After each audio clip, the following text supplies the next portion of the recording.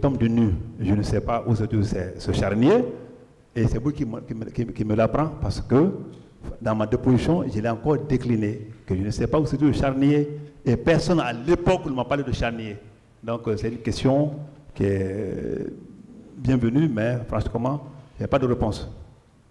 Dans les jours qui ont suivi les événements du 28, est-ce que vous vous êtes retrouvé avec le colonel Diaby, l'ex-ministre de la Santé? À mon sens, oui, le lendemain ou le surlendemain? Non. Avant comme après, le ministre Diaby et moi n'étaient pas liés. Donc, si quelqu'un l'a dit, qu'il vienne avec les preuves, je ne me suis jamais rencontré avec le ministre Diaby après l'événement, ou après les événements du 28 septembre. Mon colonel, ouais. Par rapport aux différents témoins ou différentes victimes qui ont dit qu'ils ont vu vos hommes administrer des coups, qu'est-ce que vous pouvez nous en dire? Bien sûr, maître, c'est bon. Je dis quelque part, qui se dit beau la nuit, le jour viendra. Nous sommes déjà devant le tribunal. Dire à ceux-là qui l'ont dit de venir avec les preuves ici, si cela ressemble à Kone Kebro, oui, ça c'est mon image, t'entends? J'attends, je veux dire comme ça.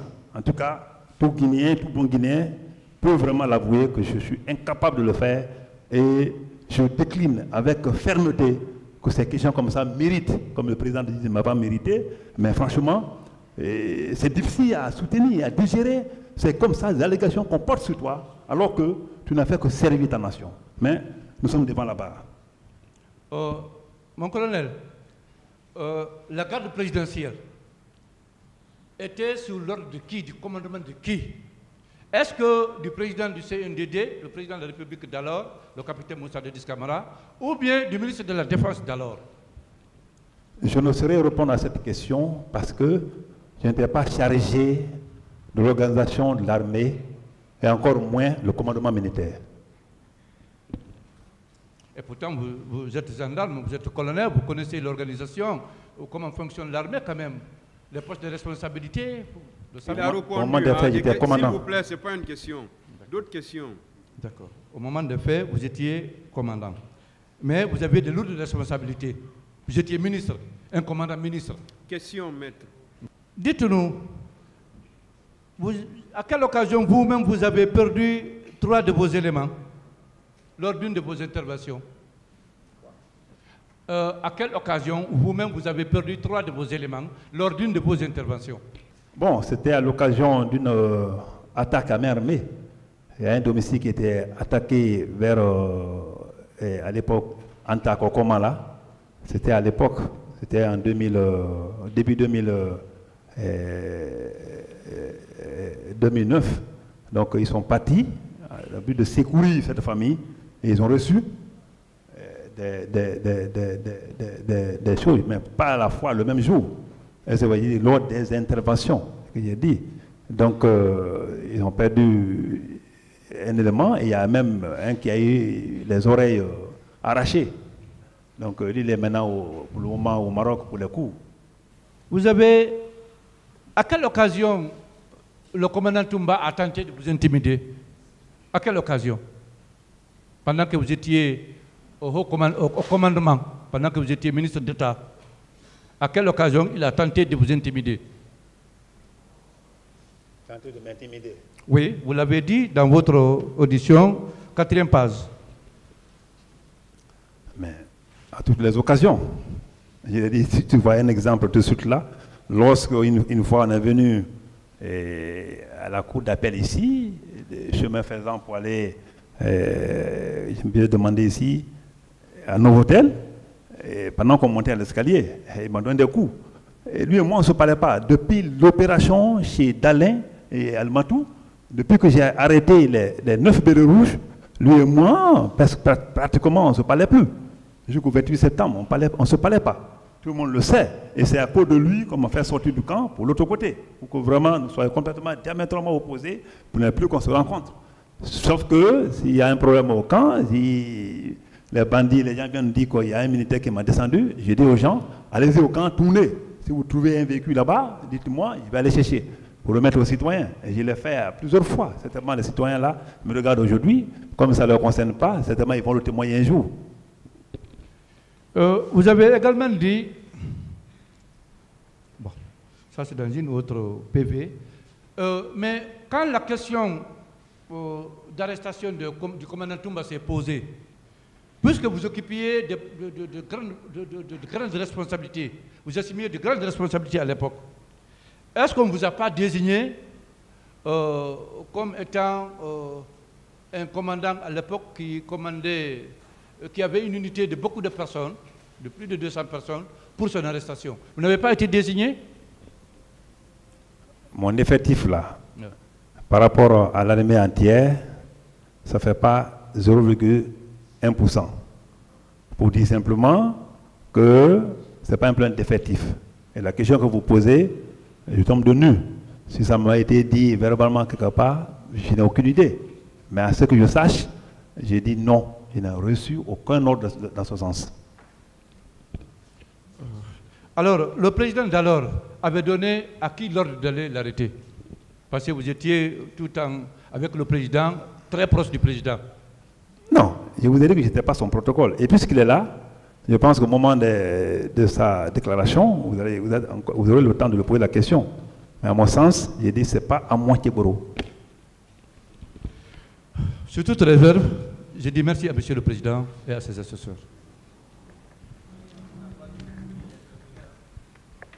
Merci, Monsieur le Président. Merci, messieurs les assesseurs. Voilà, on veut que vous repreniez. Vous êtes conseil de qui? De AVIPA, de la FIDH, de 700 autres victimes et de l'OGDH. Continuez alors. Merci, Monsieur le Président. Monsieur Camara, vous occupiez quelle fonction à la date du 28 septembre 2009? J'étais secrétaire d'État à charge de la lutte contre la drogue, les services spéciaux et le grand banditisme. Quel rôle vous jouiez à l'époque? C'était quoi vos attributions à l'époque? Enquêter sur le trafic international de drogue et s'il faut, quand les éléments sont probants, interpeller les gens avec preuves, les complices et autres, faire les PV, les traduire devant les parquets. Ça, dans le cas de la drogue.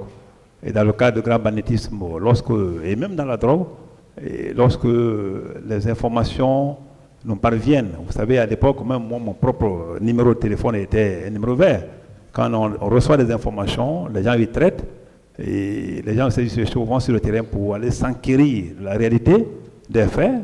Une fois que cela est fait, une opération peut être planifiée par les opérationnels. Très bien. Dans tout ce que vous avez cité là, est-ce qu'il y a un rôle de maintien d'ordre? Non, je ne fais jamais le maintien d'ordre. Non, merci bien. La nuit du 27 septembre 2009, où vous étiez?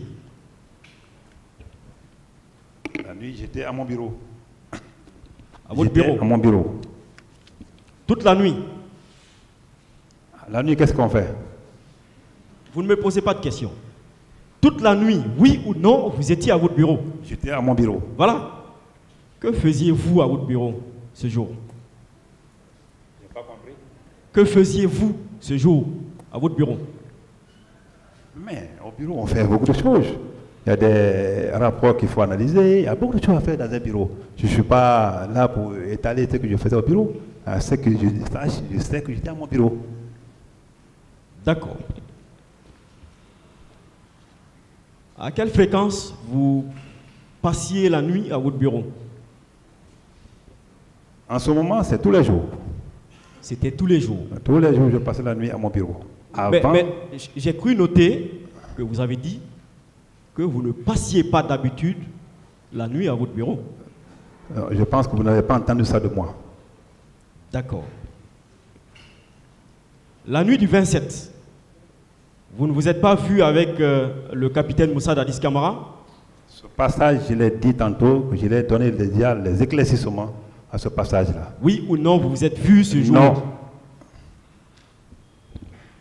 Vous n'avez rencontré aucun membre du CNDD? Non. D'accord. Le matin, tel que vous l'avez soutenu, vous avez quitté votre bureau. Vous vous êtes dirigé chez vous. Qu'est-ce qui a fait que vous avez fait escale au stade? Pas au stade. Il faut apporter un rectificatif. C'est devant la pharmacie Manizé où j'ai trouvé un attroupement. Et comme à l'accoutumée, ce n'est pas la première fois quand on trouve un attroupement. Vous ne vous êtes pas retrouvé sur l'esplanade du stade? Je dis devant la pharmacie Manizé. C'est là-bas où les gens m'ont reçu et les preuves sont là en image. Vous n'avez pas été au stade donc? Pas au même moment. On ne peut pas être au même moment devant la pharmacie Manizé et être à l'intérieur d'un stade. D'accord. Qu'est-ce que vous faisiez avec les manifestants ce jour? J'ai tantôt dit que ce jour, quand je partais chez moi, c'est à quelques micros chez moi là-bas, et devant la pharmacie Manizé, j'ai trouvé un attroupement des manifestants. Et quand je suis descendu, parce que les gendarmes et policiers étaient de l'autre côté, et moi, je suis descendu dans le vide, et ils m'ont accueilli. Et ça, ces images sont disponibles. Et j'ai profité pour les prodiguer des conseils, pour les sensibiliser. D'accord. Et je pense que ça, c'est un devoir. D'accord. Même pour un passant. Quand vous avez tenté de les sensibiliser, c'était quoi leur réaction? L'applaudissement incroyable. L'image est là, et vous allez voir tout de suite là, si vous voulez. D'accord. Ouais, c'est ça. Et après, qu'est-ce que vous avez fait? Vous avez fait ensuite? Qu'est-ce que j'ai fait? Ensuite, oui. Moi, j'ai bien dit que quand je suis resté avec eux, et puisque ma voix ne portait pas, ça veut dire que ceux qui sont derrière ne m'entendaient pas, j'étais obligé de les laisser quand les gens m'ont dit. Pourtant, ceux-là, qui sont en face, malgré leur plaisir, ils ne comprennent pas ce qui se passe derrière. Le mieux, c'est d'aller vers les militants, les leaders. C'est ainsi que j'ai abandonné cette foule-là. Je suis allé vers les leaders politiques qui venaient du côté de Donka. D'accord. Mais ça, c'est contradictoire. Vous vous adressez à une foule que vous êtes en train de sensibiliser. Vous dites que la foule vous acclame. Au même moment, vous dites que, puis, après donc ces acclamations, vous avez continué vers les leaders politiques parce que vous ne parveniez pas à vous entendre ou, du moins, votre voix ne portait pas. Mais si ils vous ont acclamé, ça voudrait dire que vous êtes compris et que votre mission était terminée, n'est-ce pas? Bon, selon votre compréhension des choses, quand on descend dans un lieu de ce genre, les gens, avant même que tu n'interviennes, ceux qui ont applaudi là, c'est une acclamation. Ils ont applaudi, je suis allé à leur milieu, rentrer même dans la foule. D'accord. Suivez-moi, il a fini. D'accord. Pour lever un peu l'équivoque. D'accord. Vous dites que c'est contradictoire, il n'y a pas de contradiction. D'accord. Parlons des leaders. Vous avez quitté la foule, vous vous êtes dirigé vers les leaders. Quand vous êtes allé vers les leaders politiques, il y avait qui là-bas exactement? Qui était là comme leader politique? Il y avait presque eux tous. Mais ceux-là que j'ai vraiment remarqué, c'était Sidia avec lequel je parlais directement. Il y avait Elaïd Sédolin qui était avec moi, qui parlait aussi. Et il y avait Mouta Diallo qui parlait aussi, qui était dans le lieu. C'est après maintenant la vidéo, quand je regarde la vidéo après. C'est compris. Suivez-moi. Oui, s'il vous plaît. J'ai fini là. Non, c'est bon, merci. Ils étaient où exactement? Ils étaient... L'endroit dans lequel ils se trouvaient. Oui, ils étaient, quand on quitte du côté du stade, après juste la rentrée principale de Gamal, il y a un petit carrefour. Est-ce que vous voyez? Ce petit carrefour qui bifurque vers l'hôtel, comment on appelle ça là? Millennium, hein? Non, pas Millennium. D'accord. L'hôtel qui est dans ce parage-là, il y a un petit carrefour là-bas. C'est bon. C'est juste dans ce parage. C'est bon, c'est compris. Et qu'est-ce que vous vous êtes dit, les leaders et vous? Je pense que je l'ai dit le matin, mais comme le président dit de continuer à le dire. Absolument. Oui, c'est bon, maître. Les leaders, c'est effectivement la sensibilisation. On a parlé. Qu'est-ce que vous leur avez dit exactement? Je les ai dit. Je ne peux pas me rappeler maintenant de tous les mots, même les virgules. Mais ce qui est sûr et certain, je les ai prodigué les conseils. Je les ai dit de reporter, même le lendemain, le 29, que moi-même je pouvais les accompagner au stade Nongo. Ce sont les mots essentiels. C'est bon, merci. Merci. En retour, qu'est-ce qu'ils ont répondu? Sidia, par la voix de Sidia, ils ont dit qu'il n'y avait pas de problème. Mais la seule condition, c'est Selou, M. Selou qui l'a dit, la seule condition, Sidia était d'accord pour le report. Mais la seule condition était de libérer tous les jeunes qu'ils ont arrêtés dans les casses là, qu'ils appellent militants, de libérer et moi je les ai dit, c'est en contrepartie qu'ils iront vers leurs militants qui étaient de l'autre côté, la foule qui était de l'autre côté, pour leur expliquer le contenu ou le résumé de notre entretien, afin de reporter la chose. Et ce coup, ce que j'ai fait, j'ai commencé déjà à montrer ma volonté d'aller vers la paix, la volonté de le prouver. C'est compris, je ne veux pas de commentaires s'il vous plaît. Bien, donc il était convenu entre vous, comme vous le disiez tout à l'heure, qu'ils demandent, eux les leaders, à leurs partisans d'accepter de reporter. Vous suivez? Oui. Oui. D'accepter de reporter la manifestation. Et qu'en contrepartie, vous fassiez libérer les manifestants qui avaient été interpellés ou arrêtés. Est-ce que vous avez rempli votre part d'obligation de ce qu'il est résulté de votre discussion avec eux? À mon sens, oui. Parce que, sur le coup, alors, séance tenante, automatiquement, ceux qui étaient déjà dans les pick-up des CMS et escadrons, j'ai dit de leur débarquer. Et ils ont été automatiquement débarqués, ils ont été libérés devant eux-mêmes là-bas. Si la presse, comme le coin était jonché de journalistes, certainement ils ont des images. D'accord. Vous étiez parti seul au stade ce jour ou bien vous étiez avec une troupe? Quand je viens chez moi, le matin... Quitter le camp? Oui, quand je quitte ce matin, je mets chez moi seul. Non, je ne parle pas d'habitude, je parle de ce jour.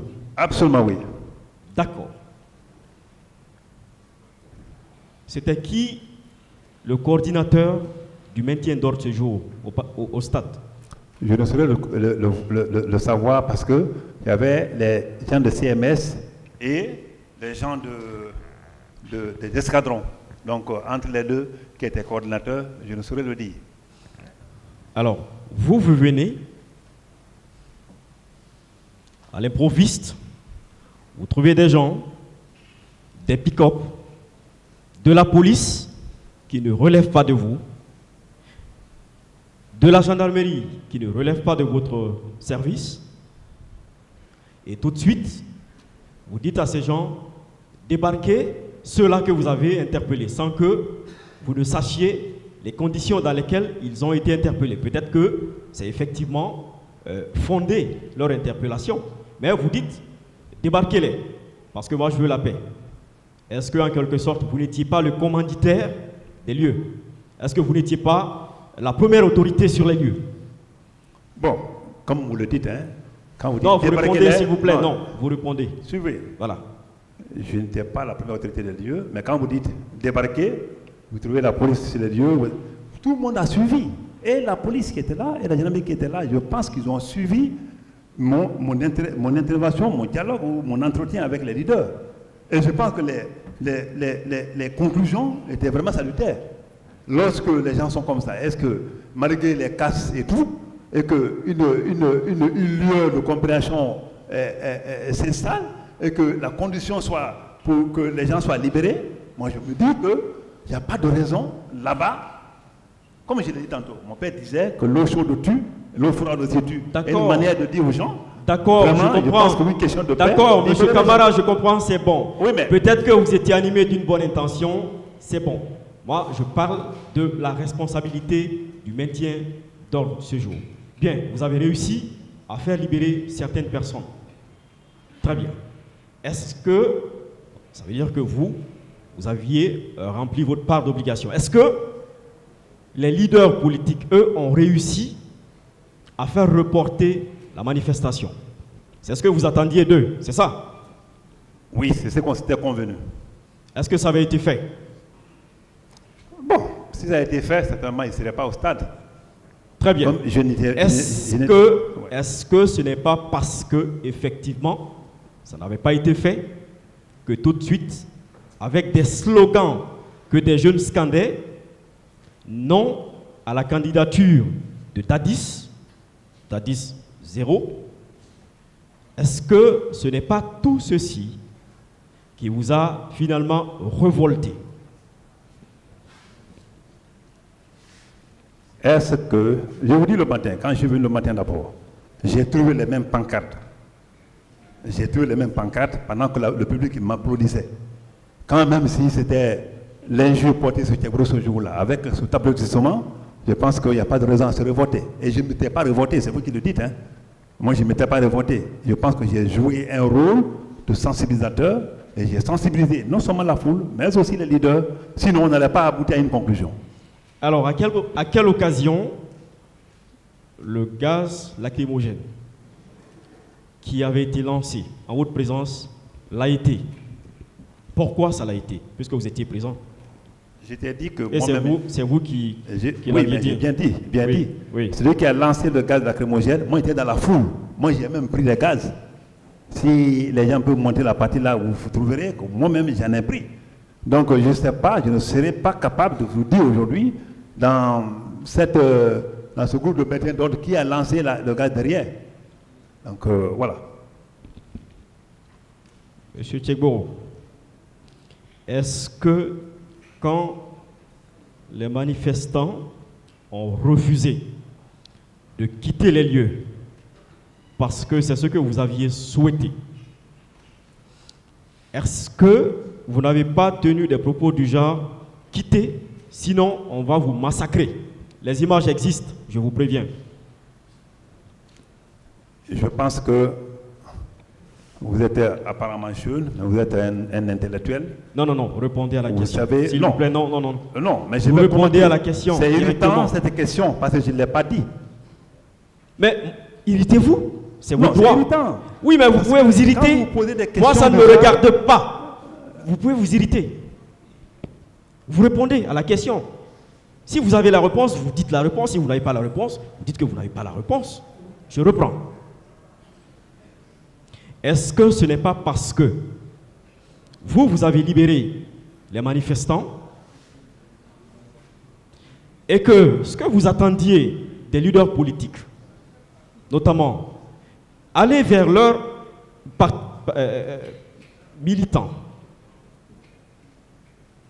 de reporter, de partir, rentrer à la maison, est-ce que ce n'est pas parce qu'ils n'ont pas réussi à le faire que vous avez tenu des propos du genre « quittez, sinon on va vous massacrer ». Ces propos ont été tenus à quel moment et où? Non, vous ne posez pas de questions, vous répondez pas de questions. Tout simplement. Non. Je n'ai jamais tenu un tel propos.